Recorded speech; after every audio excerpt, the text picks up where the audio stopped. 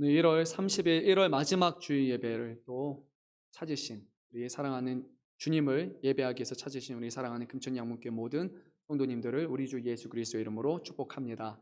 시간 우리가 함께 인사하겠습니다. 말씀과 믿음으로 끝까지 인내합시다. 우리가 한번 이렇게 인사하도록 하겠습니다. 말씀과 믿음으로 끝까지 인내합시다. 네. 이제 우리 고유의 명절, 설이 연휴죠. 황금 연휴라고 하는데, 그래서 빈자리가 조금 보이긴 하지만 그래도 많이 나오셨구나. 정말 코로나도 16,000명, 17,000명 그러고 거기다가 지금 명절까지 꼈는데도 참 이렇게 예배하러 나오신 우리 사랑하는 성도 여러분, 정말 믿음이 유별난 분이 아니신가 생각해 봅니다. 이 자리가 비어 있어야 되지만 비어 있지가 않고 정말 채우고 이 자리에 나와서 하나님 예배하는 것을 기뻐하시는 우리 성도 여러분, 참 대단하시고 복된 분인 것 같습니다. 우리가 함께 나눌 오늘 말씀은 42절부터 59절이지만 더 정확하게 말씀을 드리면 31절부터 59절까지 말씀입니다. 아주 긴 말씀입니다. 7장부터 계속해서 이어지는 이 초막절에 예수님께서 유대인을 향해서 하신 말씀인데 너무나 중요한 말씀이기 때문에 조금 어려울 수도 있고 조금 많은 분량을 다뤄야 되지만 그 안에 너무나 중요한 메시지가 담겨 있기 때문에 우리가 조금 더 집중해서 오늘 들을 수 있기를 바랍니다. 사랑하는 성도 여러분, 우리 성도님들은 예수님을 믿으십니까? 네, 너무 은혜가 되는군요. 너무 당연한 질문을 뻔한 질문 제가 했나요? 그렇게 느껴지는 분들도 아마 대다수이겠지만 또 이렇게 쉽게 대답할 수 없는 분들도 분명히 있을 겁니다. 일부 예배 같은 경우는 아이들이 많다 보니까 아이들이 이제 오늘 이제 합주단에 들어간 아이들도 있었는데 그 아이들이 처음부터 예수님을 믿으면서 이렇게 나오겠습니까? 부모님이 와야 된다라고 하니까 또 합주단 서야 된다라니까 아마 이렇게 나왔겠죠. 아이들뿐만이 아니라 청년이 돼서도 우리가 믿음에 대해서 정말 힘들어하는 그 시기가 바로 청년 시기이기 때문에 어쩌면 이 자리에 나와 있는 우리 사랑하는 청년분들 중에서도 정말 예수님을 내가 믿고 있는가? 믿는다는 것은 무엇인가? 그렇게 고민하는 분들도 있을 겁니다. 뿐만 아니라 어른분들 중에서도 그런 분들이 있겠죠. 어떤 분들은 정말 믿고 싶은데 안 믿어져서 그렇게 힘들어하시는 분들도 있을 것이고, 어떤 분은 내가 믿는다라고 생각을 하는데 내 믿음이 너무나 들쑥날쑥하다 보니까 내가 정말 믿는 게 맞나? 정말 내가 믿는 건가 안 믿는 거나 좀 이렇게 아리송하게 생각하는 분들도 있을 겁니다. 물론 그 중에는 많은 분들이 정말 신실하게 우리 주님을 믿는 분이 계실 것이라고 생각을 합니다. 오늘 말씀은 특별히 예수님을 믿는 사람, 자기가 믿는다라고 고백했던 사람들을 대상으로 해서 하셨던 말씀이었습니다. 그리고 나서 이 말씀을 통해서 안타깝게도 그들의 믿음이 진짜 믿음이 아니라는 것이 드러나는 사건이 바로 오늘 사건이죠.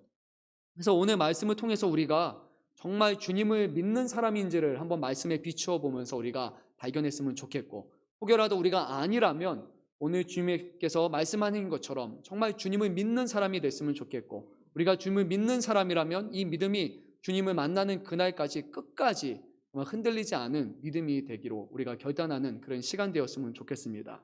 오늘 말씀 31절과 59절을 보게 되면 하나의 큰 단락을 이루는데 이 말씀 안에서 큰 변화가 일어나게 됩니다. 우리가 한번 31절 말씀을 읽어보도록 하겠습니다. 31절 말씀 한 목소리 읽겠습니다. 그러므로 예수께서 자기를 믿은 유대인들에게 이르시되 너희가 내 말에 거하면 참으로 내 제자가 되고, 누구를 대상으로 한 말씀이었죠? 자기를 믿은 유대인들. 그리고 30절 말씀을 보게 되면 30절에서는 믿은 자가 많더라 라고 말씀하셨습니다. 그런데 이 예수님의 말씀이 다 끝나는 마지막 절에 59절에서 큰 변화가 찾아옵니다. 우리 59절 말씀을 합독하겠습니다. 그들이 돌을 들어 치려 하거늘 예수께서 숨어 성전에서 나가시니라. 갸우뚱하게 되는 말씀일 겁니다. 아니, 많은 사람이 믿었는데 예수님이 예수님이 전하셨는데 그러면 그들의 믿음이 더욱더 커졌더라. 예수께서 하나님의 아들이심을 믿었더라. 하나님께 영광을 돌렸더라. 이렇게 끝나야 될 것 같은데 어떻게 믿음에서 시작해서 예수님을 죽이는 데 가는가? 이게 좀 이해가 되지 않을 겁니다. 믿음에서 시작했으니까 믿음에서 구원까지, 믿음에서 영광까지 이렇게 가면 참 멋있잖아요. 그런데 오늘은 어떻게 가야 될까요? 믿음에서 살인까지, 이해가 안 되는 그런 흐름이라고 할 수 있습니다. 어떻게 하면 이렇게 급격한 반전이 일어날 수 있을까? 정말 우리가 이 말씀을 좀 자세하게 집중해서 귀 담아 들을 수 있으면 좋을 것 같습니다. 이 말씀을 통해서 우리가 한 가지 알 수 있는 것은 우리의 믿음이 생각보다 별거가 아니라는 겁니다. 우리의 믿음이 아주 굳건하고 흔들리지 않는 믿음이라는 것이 아니라 우리의 믿음이 정말 볼품없는 믿음, 예수님의 한마디에도 흔들릴 수 있는 그런 믿음이라는 것이죠. 그래서 그 믿음, 우리의 믿음의 상태를 보면서 정말 우리의 믿음이 흔들리고 예수님을 향해서 돌을 들어 치료하는 믿음이 아니라 예수님을 위해서 돌을 맞는 것까지도 감당하겠다라는 정말 그런 굳건한 믿음, 참된 믿음으로 될 수 있기를 간절히 소망합니다. 7장에서 8장 말씀을 보게 되면 성전에 오르신 예수님께서, 초막절에 오르신 예수님께서 자기 자신을 이렇게 나타내셨습니다. 나는 성령을 베푸는 사람이다. 누구든지 목마른 사람이 오거든 내게 와서 마시면 그 사람 안에 뱃속에서 계속해서 샘솟는 영원토록 솟아나는 물이 주시겠다라고 말씀하셨습니다. 또 예수님께서는 자기 자신을 향해서 세상의 빛이다 라고 이렇게 말씀하셨습니다. 성령을 주시는 분, 그리고 세상의 빛이다. 그러니까 너희가 나에게 와서 예수님을 믿어야 된다. 나를 믿어야 된다. 나를 믿지 아니하면 너희는 죄 가운데 죽게 될 것이다 라고 주님은 말씀하셨습니다. 나에게 오는 자는 성령을 만나고 나에게 오는 자는 빛을, 참빛을 보지만 나에게 오지 않으면, 나를 믿지 않으면 죄 가운데 죽을 것이다 라고 말씀을 했습니다. 예수님의 말씀에 대해서 여러 사람들이 다양하게 생각했습니다. 선지자, 또 뭐 그 선지자 막 이렇게 얘기를 하다가 어떤 사람들은 그리스도가 아닐까라고 생각하는 사람들이 있었습니다. 다양한 견해가 있었지만 거기서 두 가지로 이제 좁혀지게 됩니다. 어떤 사람들은 예수님을 보니까 모세보다 더 큰 기적을 행하시는 분이다. 예수님은 그냥 일반 사람이 아닙니다. 그래서 예수님을 믿는 사람들이 있었고, 또 어떤 사람들은 예수님의 말씀을 듣는 중에 예수님의 말씀은 이 성전에서 그 누가 했던 어떤 가르침보다도 뛰어난 특별한 말씀이었기 때문에 예수님은 그리스도가 맞는 것 같습니다. 그래서 예수님을 믿겠다라고 고백하는 사람들이 있었습니다. 그리고 오늘 31절에서 32절 말씀이 시작이 됩니다. 예수님을 믿었다라고 말하는 사람들을 향해서 예수님이 뭐라고 말씀하시냐면, 그래 너희들 나 믿었으니까 잘했어, 믿음을 칭찬하신 것이 아니라 너희가 나를 믿느냐, 그러면 내 말을 듣고 내 말이 너희 안에 거하며 끊임없이 내 말을 따라 너희가 살아야 되며, 그렇게 할 때 비로소 너희가 나의 참된 제자가 될 것이다. 나의 참된 제자가 된다면 너희가 비로소 진리를 알게 될 것이고 그 진리가 너희를 자유롭게 하리라 라고 말씀하셨습니다. 그러니까 예수님은 믿으니까, 그래 믿었으니까 다 됐다라고 말씀하시는 것이 아니라 너희가 믿는다라면 그 믿음이 진짜 믿음인지 한번 보자라고 말씀하신 것이죠.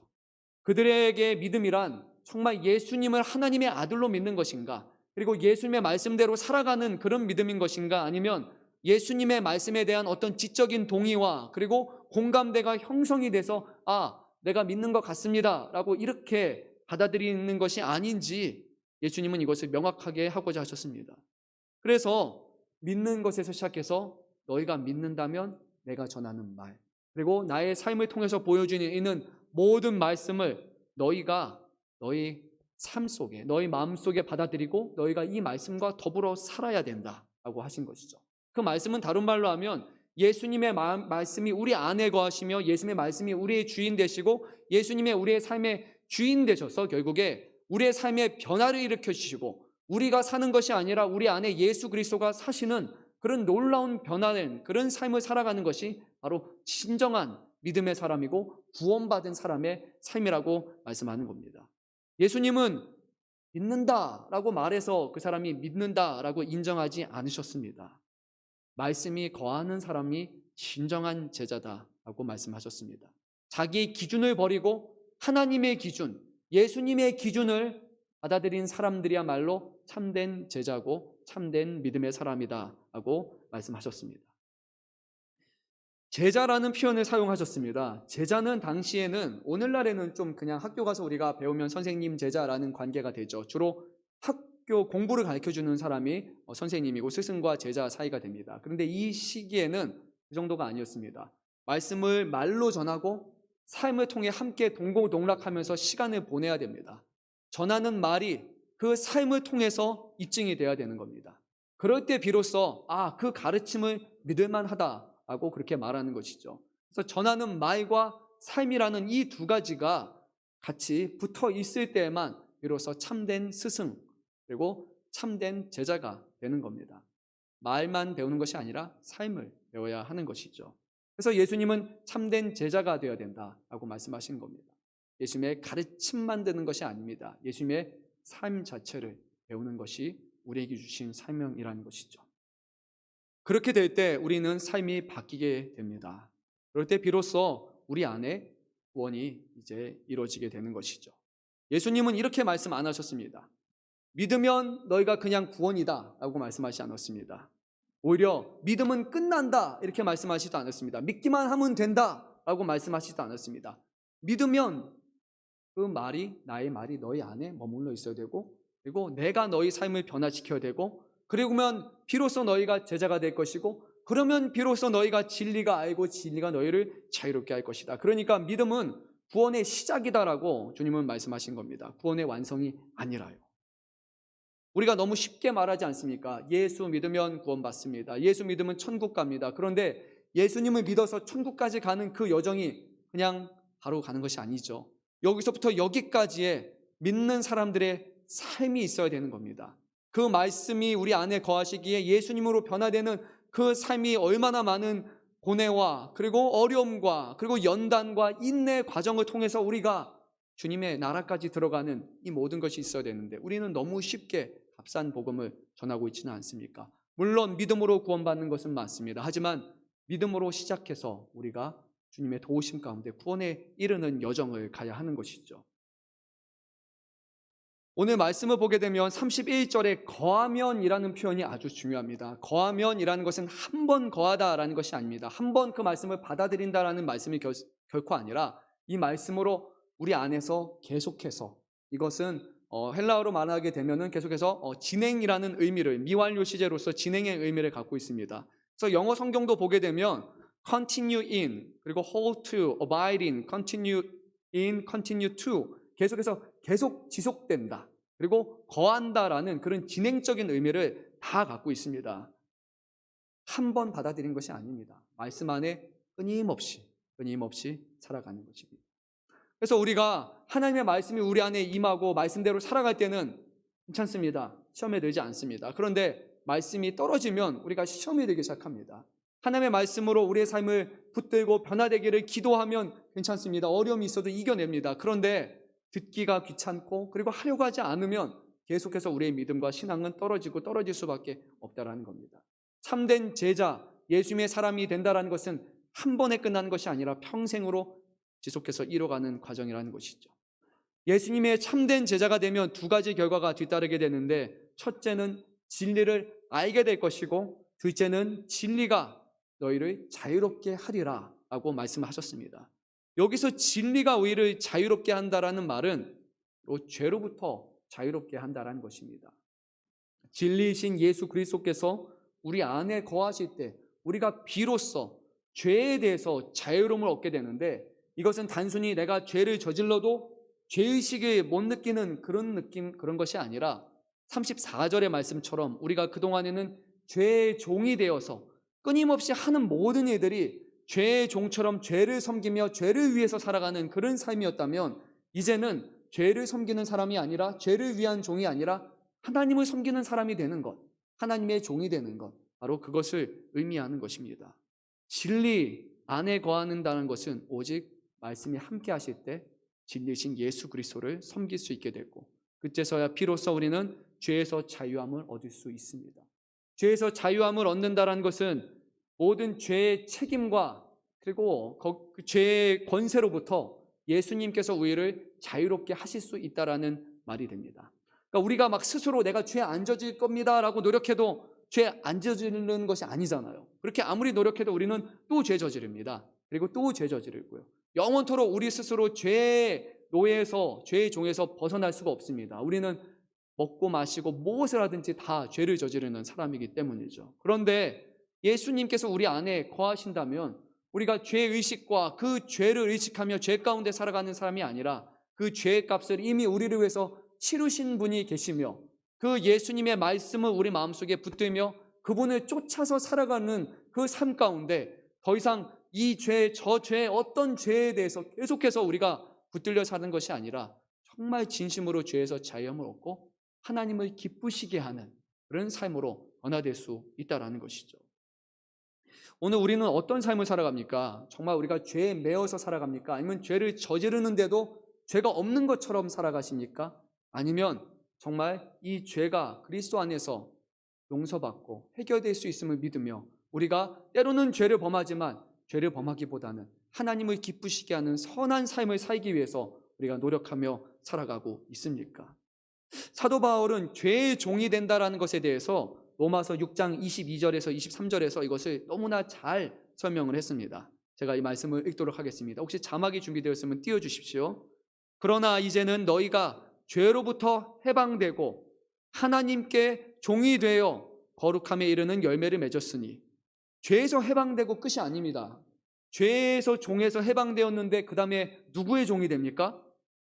하나님께 종이 된다라고 말합니다. 이건 매우 중요한 말씀입니다.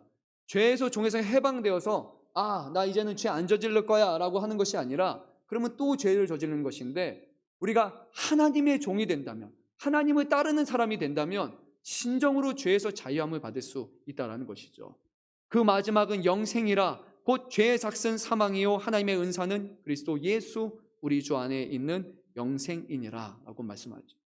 죄에서 해방된다는 것 자체가 끝난 것이 아닙니다.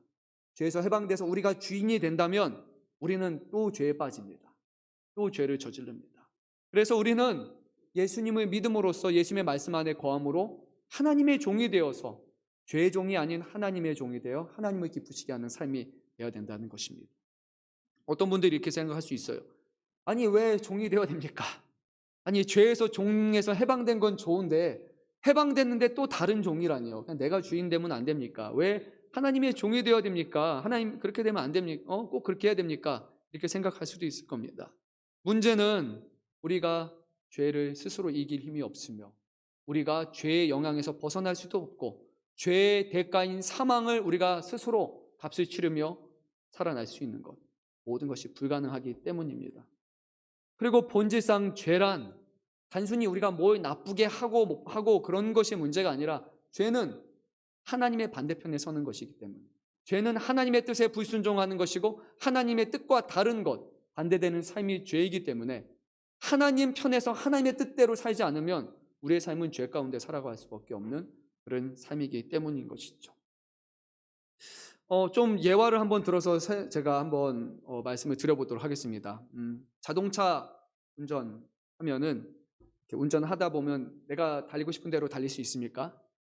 뭐 아우토반 이런 데는 가능하죠. 그런데 이런 데 국도 달리다 보면 뭐가 있죠? 앞에 보면 뭐 이렇게 신호가 있잖아요. 그래서 빨간불, 뭐 노란불, 그리고 녹색불이 있습니다. 그거 우리가 달리고 싶은 대로 간다고 되는 게 아니라 교통 법규를 잘 지켜야 되죠. 또 옆에 보면 뭐가 이렇게 숫자가 써 있습니다.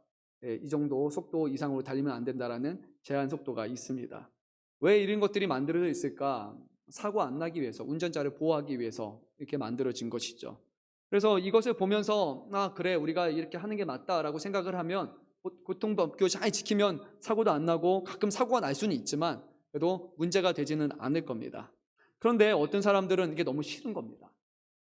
나는 좀 자유롭고 싶어. 내 마음대로 운전하면 안 될까? 그래서 빨간불 상관없어. 그냥 안 걸리면 되지. 슉 갑니다. 많잖아요. 뭐 오토바이들 아니면 새벽에 보면 카메라 없으면 그곳에서는 무법지 되지 않습니까? 속도 이거 카메라 없으면 그러면 새벽에 마음대로 다 달리지 않습니까? 어떤 사람들은 이 운전하고 하는 것을 단순히 걸리지 않는 것, 벌점을 부여받지 않는 것을 목표로 하면서 만약에 우리가 운전을 한다고 생각해 보십시오. 그러면 얼마나 피곤하게 운전하겠습니까? 그냥 규정 속도를 맞추면 그냥 달릴 수 있는데 그냥 내가 달리고 싶은 대로 달리다가 속도 보이면 또 조심하고 경찰이 많은 구간이면 또 멈춰야 되고 계속해서 벌점과 카메라를 의식하면서 운전을 하다 보면 그거는 자유롭게 운전하는 것이 아니라 카메라와 벌점과 경찰의 노예가 돼서 계속 그것만 의식하며 운전을 하게 되는 것이죠. 자유함이 없이 오히려 피곤하게 운전을 하게 되는 것이죠. 어떻게 보면 교통법규라는 것이 우리를 올가매는 그런 것 같지만 그 안에서 우리는 오히려 자유함을 얻을 수 있고 사고나 벌점을 걱정하지 않은 채 편안하게 운전을 할 수 있다는 것이죠.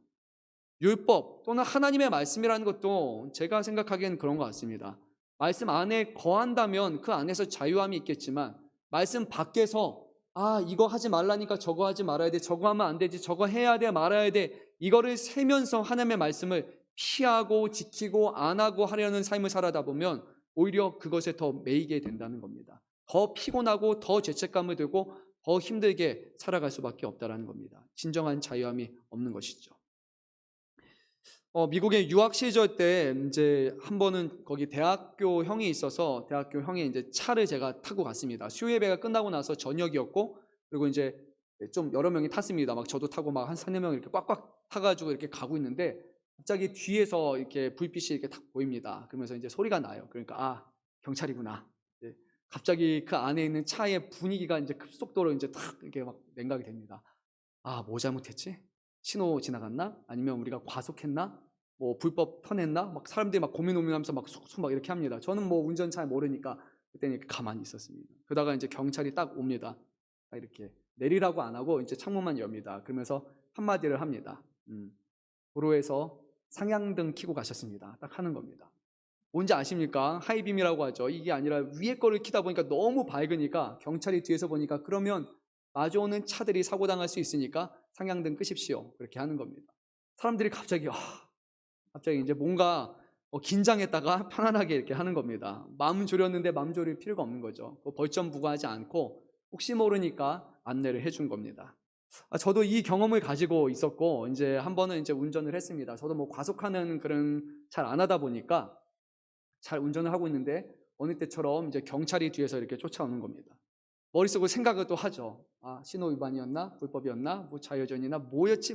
근데 아무리 봐도 규정을 잘 지킨 것 같아요. 그래서 뭐 별일 없겠구나라고 이렇게 생각을 했습니다. 뭐 딱히 잘못한 게 없으니까 이제 문제 없이 했겠죠.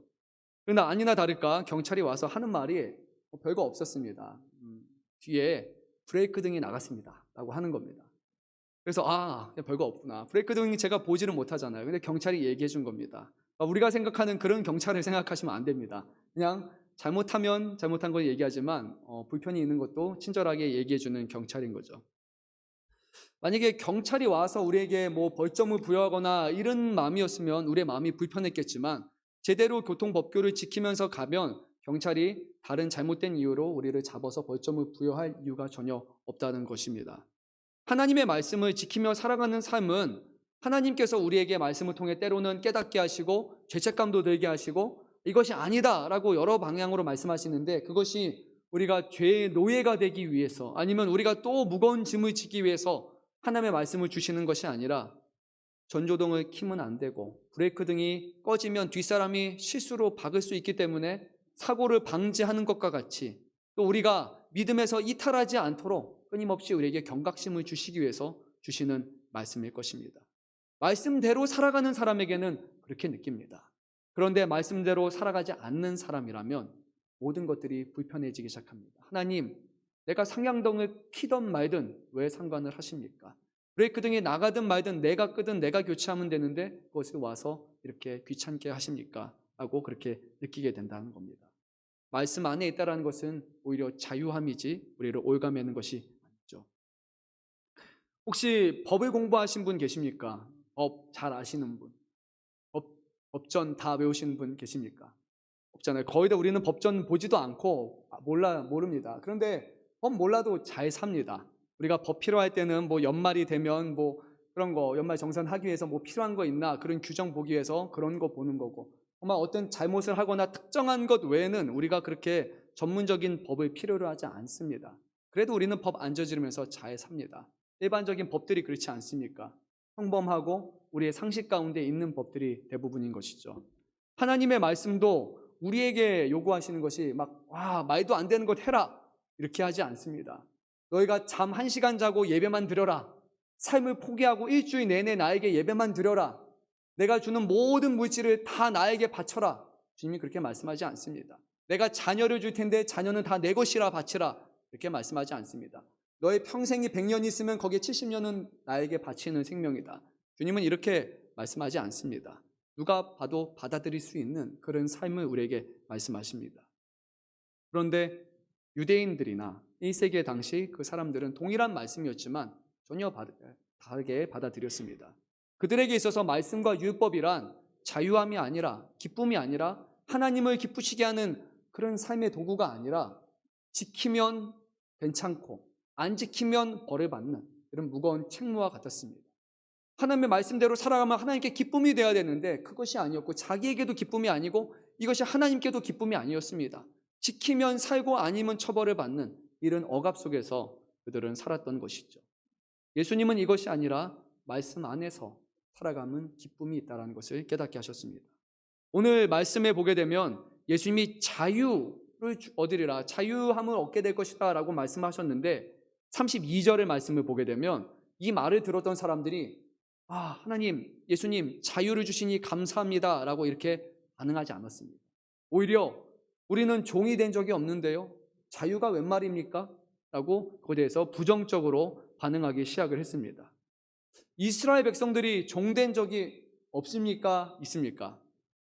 있죠. 우리가 잘 아는 것만 해도 애굽에 노예가 됐었고, 그리고 나서 바벨론 포로기의 시기를 보냈고, 그거를 다 빼더라도 지금 이 사람들은 로마 제국의 압제하에 그들의 치하 가운데 살아가기 때문에 스스로 자유함이 없는 사람들이었습니다. 근데 예수님께서 하신 말씀은 내가 너희를 자유롭게 하겠다라는 말씀을 주셨다면 이것이 기쁨이 되고 감사함이 되어야 되는데 그렇게 생각하지 않았습니다. 이들은 오히려 왜 자유? 우리는 충분히 자유합니다 라고 이렇게 말하게 됐습니다. 근데 그들이 봐도 이상하잖아요. 분명히 종이었으니까. 그래서 한 가지를 그들이 덧붙입니다. 우리는 아브라함의 자손입니다.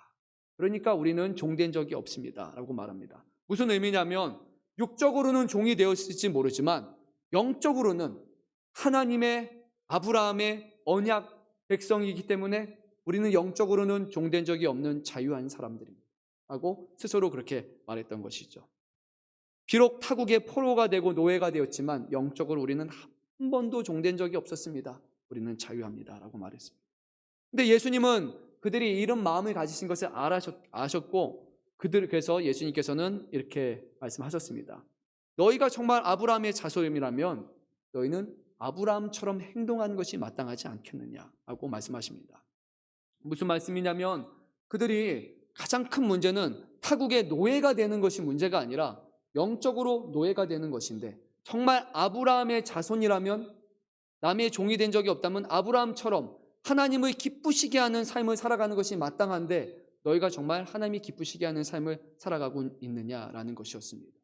하나님을 기쁘시게 하는 아브라함 삶이 어땠습니까? 그는 자신의 사랑하는 100세 낳은 아들 이삭을 하나님 앞에 온전하게 드리겠다고 했던 사람이었고, 너의 본토 친척 아비집을 떠나서 내가 내게 지시할 땅으로 가라라는 그 말씀 앞에 가겠습니다라고 정말 하나님을 잘 모르지만 순종했던 사람이 바로 아브라함이라는 사람이었죠. 그런데 하나님의 자손인 아브라함의 자손이라고 말하는 유대인들은 그렇게 행하고 있지 않았습니까? 말로는 우리가 아브라함의 후손, 하지만 그들의 삶은 하나님이 보내신 하나님의 아들을 죽이려고 했다라고 성경은 말씀하고 있습니다. 7장 1절에서 이미 밝혔습니다. 유대인들은 기회가 되면 예수님을 잡아 죽이려고 했습니다. 그럼에도 불구하고 그들은 하나님의 사랑하는 아브라함의 자손이라고 이렇게 말을 했던 것이죠. 예수님은 이것을 매우 날카롭게 책망을 하셨습니다. 정말 영적으로 너희가 자손이 맞다면 그에 합당한 삶을 살아야 된다. 그리고 너희가 그렇지 않기 때문에 너희의 삶을 볼 때 너희의 아비는 아브라함이 아니라 다른 아비를 섬기고 있다라고 말씀합니다. 우리 44절 말씀을 한번 읽도록 하겠습니다. 너희는 너희 아비 마귀에게서 났으니 너희 아비의 욕심대로 너희도 행하고자 하느니라. 그는 처음부터 살인한 자요 진리가 그 속에 없으므로 진리에 서지 못하고 거짓을 말할 때마다 제 것으로 말하나니 이는 그가 거짓말쟁이요 거짓의 아비가 되었습니다. 누가 우리에게 너는 사탄의 자식이다, 마귀의 자식이다 이러면 기분이 좋을 사람이 어디 있겠습니까? 이거 진짜 막 화가 나고 바로 입에서 뭐가 이렇게 나올 수 있는 그런 매우 심한 말이잖아요. 비하적인 말이고 기분 상하게 하는 말이죠. 근데 예수님께서는 이 사람들을 향해서 그렇게 말씀하셨습니다. 너희는 너희 아비가 마귀다. 매우 강경한 말씀을 하셨습니다. 아브라함의 후손이었으면 그러면 하나님의 말씀에 순종해야 됐을 것이고, 너희가 만약에 하나님의 자녀라면 하나님을 사랑하며 하나님의 보내신 아들을 사랑하는 것이 마땅하지만 그 아들을 죽이려 했다는 것을 볼 때 너희는 아브라함의 후손도 아니고 하나님의 자녀도 아니다. 그러면 너희의 부모는 누구겠느냐? 너희는 영적으로 마귀의 자손일 수밖에 없다라고 이것을 드러내신 것입니다. 그런데 이 유대인들의 삶이 그러지 않았습니까? 진리를 말씀하시는 예수님, 그 진리를 듣기보다는 그 진리를 듣지 않으려고 하고 그것에 대해서 화를 내고 예수님을 죽이려고 했던 그들의 모습을 볼 때 이 유대인들은 진리를 좋아하는 사람들이 아니었습니다. 자신들이 하고 싶은 것을 좋아하는 사람이었고, 자신들이 섬기고 예배하고 싶은 예배 방식으로 하는 사람들, 자기가 믿고 싶은 것을 믿는 사람들이었지, 정말 하나님이 원하시는 예배와 하나님이 원하시는 삶을 살고자 하는 사람이 아니었습니다. 만약에 그랬더라면 그들은 예수님이 하시는 말씀을 듣고 그 진리 가운데, 우리가 진리 가운데 살지 않음을 깨닫고 회개하고 돌이켜야 되었지만, 더 쉬운 방법, 예수를 죽이는 것, 그의 입을 닫아버리는 것, 그리고 우리가 살아왔던 방식대로 살아가는 것, 그것을 원하고자 했던 것이죠.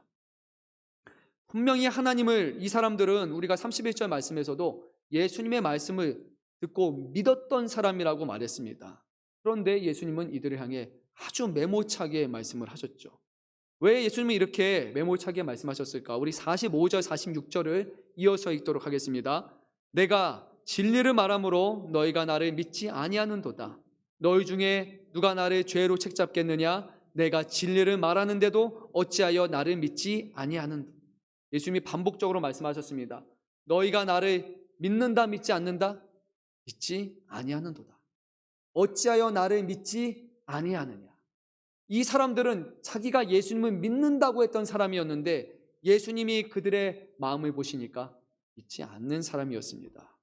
그들의 믿음은 일시적인 믿음, 예수님의 말씀에 잠시 혹해서 믿는 사람들, 예수님이 보여준 표적을 보고 잠시 혹해서 믿는 사람입니다. 오늘날로 치면 정말 우리가 오는 어느 날 예배드리러 왔는데 하나님의 말씀이 너무나 은혜로운 말씀입니다. 하나님은 사랑이시다.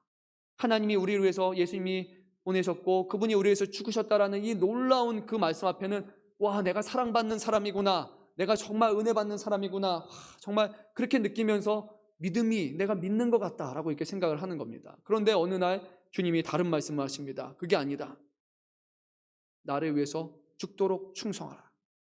너희가 세상의 것을 탐하지 말고 하늘의 것을 위해서 살아가라. 이런 말씀을 들으면 이건 아닌 것 같은데, 이건 너무 부담스럽고 너무 힘든 것 같은데, 이런 생각이 드는 겁니다. 그러니까 이들의 믿음이란 자기가 믿고 싶어 하는 것을 믿는 믿음, 자신이 생각하는 거에 지적인 동의하는 믿음이라는 겁니다. 단순히 마음에 들었기 때문에 믿는 믿음이었지 정말로 예수님을 믿는 것이 아니었습니다.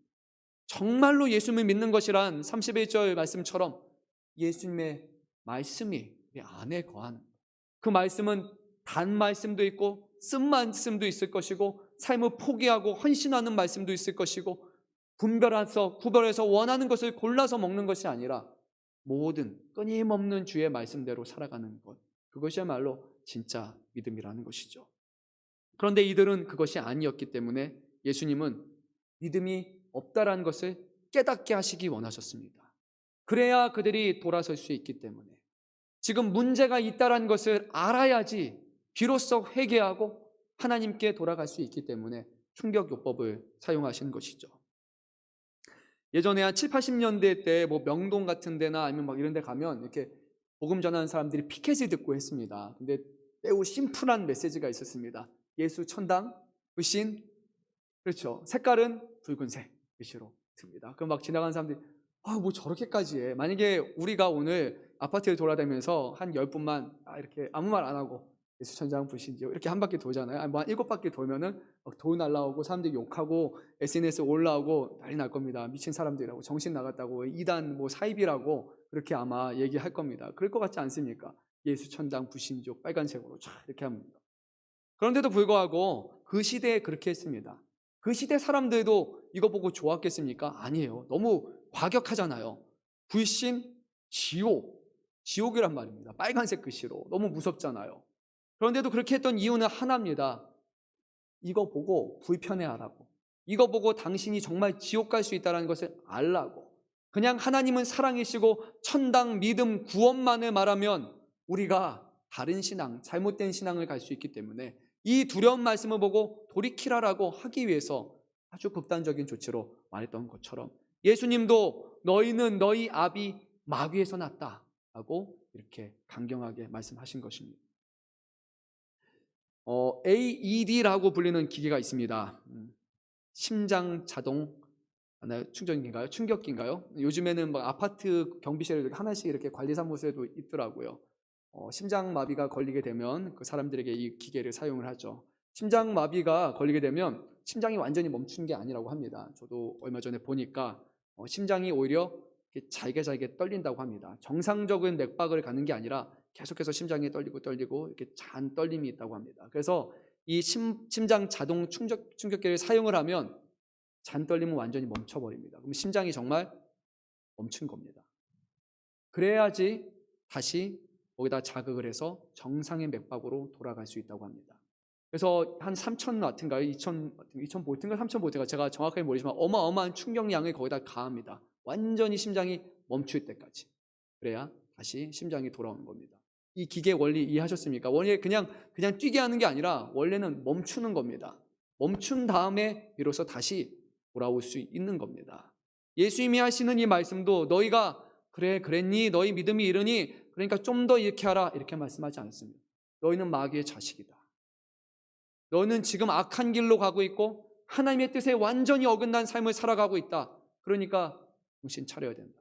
불이 켜야 된다. 라고 그들에게 주의를 환기시키면서 말씀하신 겁니다. 47절에서 예수님은 이렇게 말씀하셨습니다. 하나님께 속한 자는 하나님의 말씀을 듣나니 너희가 듣지 아니함은 하나님께 속하지 아니하였습니다. 계속해서 죄를 삼고 거짓을 말하는 그 이유가 결국엔 그들이 하나님께 속하지 않았기 때문이라고 말씀하신 것이죠. 43절에서도 예수님은 말씀하셨습니다. 어찌하여 내 말을 깨닫지 못하느냐? 이는 내 말을 들을 줄 알지 못함이로다. 안 들리는 게 아닙니다. 분명히 주님은 말씀하셨습니다. 반복적으로 오늘 사건을 보게 되면 동일한 사건을 조금 다르게 말씀을 하신 겁니다. 두 번에 걸쳐서.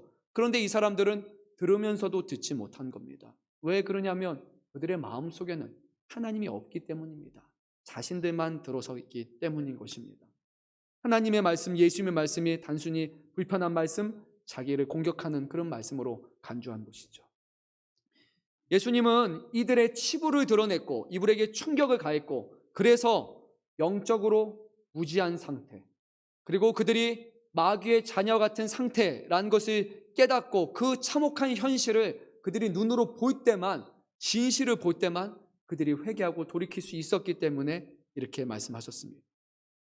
그들이 마주하지 않았던, 피하고자 했던 진실은 이것입니다. 진실은 예수님의 말씀 안에 거하지 않는다면 그것은 자신의 믿음일 뿐 하나님이 주신 믿음이 아니라는 것입니다. 진실은 말씀 안에 거하지 않는 사람은 하나님의 자녀가 아니라 여전히 마귀의 자녀이며 여전히 죄의 종이라는 겁니다. 그리고 그 사람에게는 아직 자유함이 없다는 겁니다. 나는 믿어요 라고 해서 내가 믿는 것이 아닙니다. 나는 믿음이 있습니다 라고 내가 말해서 믿는 것 아닙니다. 저는요 30년 40년 동안 주일 성수 한 번도 안 빼뜨렸습니다. 그렇게 말한다고 믿는 사람이 아니라는 겁니다. 새벽 예배 다 나오고 모든 공예배 다 드리고 저는 헌금 생활도 잘하고 믿음 생활 제가 보기에 예배 잘하고 기도도 하고 다 합니다. 그런다고 해서 그 사람이 믿는 사람이 아니라는 겁니다. 예수님은 내 말씀이 너희 안에 거하고 내 말이 너의 삶을 변화시키며 너희가 너의 뜻대로 너의 의지와 네가 원하는 대로 살아가는 삶이 아니라 하나님의 말씀 가운데 내 자신을 내어놓고 예수 그리스도의 말씀으로 붙들고 살아가는 사람, 곧 우리는 죽고 나는 죽고 예수 그리스도께서 사시는 그 사람만이 바로 참된 믿음의 사람이다라고 말씀하시는 겁니다. 사도 바울이 로마서 6장 23절 우리가 읽었던 말씀에서 죄의 삭은 사망이요라고 했던 말씀 한번 기억하십니까? 여기서 삭시라는 표현은 헬라어로는 옵소니온, 곧 급료를 뜻합니다. 또 우리에게 익숙한 표현은 하루 품삯을 뜻합니다. 잘 생각해 보십시오. 죄의 종은 아침부터 나가서 열심히 수고해서 하루를 끝마치면 사망이라는 급료를 받습니다. 일주일 내내 일해서 일주일만큼의 사망이 쌓입니다. 1년만큼의 사망, 10년만큼의 사망, 70년만큼의 사망을 쌓은 겁니다. 죄의 종은 아무리 열심히 일해도 본을 받을 수 없습니다. 더 많은 죄와 더 많은 죄만을 쌓아 올리는 겁니다. 그것이 죄의 삭시입니다. 아무리 열심히 해도 본 받지 못합니다. 얼마나 불쌍한 것입니까? 열심히 수고했는데, 나름 열심히 살았는데, 그런데 죄를 위해서 일한 죄의 종이 되는 겁니다. 그런데 이어지는 말씀이 이렇게 됩니다. 하나님의 은사는 그리스도 예수 우리 주 안에 있는 영생이니라. 여기서 말하는 은사는 헬라어로는 카리스마, 곧 선물을 뜻합니다. 영생은 우리가 벌어들이는 품삯이 아니라 하나님이 주시는 선물이다. 하나님이 예수 그리스도 안에서 주시는 선물이다 라고 말씀하는 겁니다. 영생은 우리의 돈으로 우리의 열심으로 살 수 있는 것이 아닙니다. 우리는 죄만 살 수밖에 없습니다. 그런데 예수님의 말씀 안에 거하는 자에게는 하나님이 영생이라는 선물을 우리에게 주시는 겁니다. 우리의 수고의 대가가 우리의 노력의 대가가 아니라는 겁니다. 오늘 우리는 무엇을 위해 살아갑니까? 또 많은 사망을 대가를 얻기 위해서 살아가십니까? 하나님의 말씀 안에 거하지 않는 삶은 또 다른 사망, 또 다른 죽음이라는 죄의 종된 삶을 살아가는 것입니다. 오직 하나님의 말씀 안에 거하는 사람만이 하나님의 은혜를 경험하게 되는 것이죠. 오늘 예수님은 이 말씀을 하시기 위해서 마지막에 자기 자신이 그러면 누구냐를 드러내셨는데 42절에서 나는 스스로 온 것이 아니요 아버지께서 나를 보내신 것이라. 49절에서 나는 귀신 들린 것이 아니라 오직 내 아버지를 공경함이라. 54절에서 내가 내게 영광을 돌리면 내 영광이 아무것도 아니거니와 내게 영광을 돌리시는 이는 내 아버지시니 곧 너희가 너희 하나님이라 칭하는 그 이시니라. 예수님은 예루살렘 성전에서 내가 하나님의 아들이라 라고 선언하셨습니다. 우리는 당연하다고 생각을 하잖아요. 그런데 그 당시에 누군가가 와서 내가 하나님의 아들입니다 그러면 신성모독이고요, 정신 나간 사람입니다. 죽어야 되는 사람이고 거기서 돌맞아 죽어도 이상하지 않은 사람입니다. 그럼에도 불구하고 예수님은 그 유대인들이 자신을 죽이려고 했던 그 유대인들 앞에서 내가 하나님의 아들이다 라고 선언을 하셨습니다. 그리고 내가 하는 모든 것은 하나님의 영광을 위해서 하는 것이고 나의 영광이란 곧 하나님의 영광을 위해서 내가 십자가에 죽는 것이 하나님의 영광이며 그것이 하나님이 나에게 약속하신 영광이다라고 말씀을 하셨습니다. 끝내 사람들은 돌을 들어서 예수님을 죽이려 했습니다. 결국 그들의 삶을 통해서 그들의 모습을 통해서 드러나는 것은 이것입니다. 예수님이 39절에서 말씀하셨던 것처럼 너희가 아브라함의 자손이면 아브라함이 행한 일들을 할 것인 거들. 그런데 유대인들은 돌을 들었습니다. 아브라함이 행한 것이 아닙니다. 다른 것, 마귀가 행한 것을 따르는 것입니다. 47절에서 하나님께 속한 자는 하나님의 말씀을 듣는다라고 했는데 예수님이 전하시는 말씀을 그들은 듣지 않았기 때문에 그들은 또한 하나님의 자녀가 아니라는 것을 드러냈습니다. 아브라함의 자녀도 아니고 하나님의 자녀도 아니고 여전히 그들은 마귀의 자녀로서 예수님을 죽이려 했습니다. 그런데 두 가지 말씀을 예수님의 삶 가운데 적용하면 예수님은 하나님이 행하신 것처럼 이 땅에 오셔서 말씀을 전하시고 그리고 우리를 구원하기 위해서 오셨으며 그리고 하나님의 말씀에 죽기까지 순종하심으로 하나님의 사랑함을 드러내셨기에 결국 예수님은 말로만 내가 하나님의 아들이다라고 말하신 것이 아니라 그분의 삶을 통해 하나님의 아들이라는 것을 명확하게 드러내신 것이죠. 그러면 가장 중요한 것일 겁니다. 오늘 우리는 누구의 자녀입니까? 오늘 우리는 누구의 자녀입니까? 우리는 하나님을 사랑하고 하나님의 말씀을 듣는 사람입니까? 그리고 하나님의 말씀대로 행하는 사람입니까? 아니면 우리는 여전히 우리가 듣고 싶은 것을 듣고 우리가 믿고 싶은 것을 믿고 우리가 하고 싶고 하려고 우리가 원하는 대로 살아가는 그런 사람입니까? 우리는 지금 하나님의 구원의 은혜를 받은 사람입니까? 아니면 여전히 우리의 삶을 통해 죄의 삭슬, 더 많은 사망을 쌓아 올리는 사람입니까? 주님은 오늘 이 아침에도 또다시 우리를 하나님의 자녀로 초대하셨습니다. 더 이상 머뭇거리지 말고 또다시 외면하지 말고 하나님의 참된 제자가 되고 참된 자녀가 되고 그 안에서 주시는 자유함을 얻으라고 오늘 말씀하셨습니다. 끝으로 51절 말씀을 읽고 마치도록 하겠습니다. 진실로 진실로 너에게 이르노니 사람이 내 말을 지키면 영원히 죽음을 보지 아니하리라. 아멘.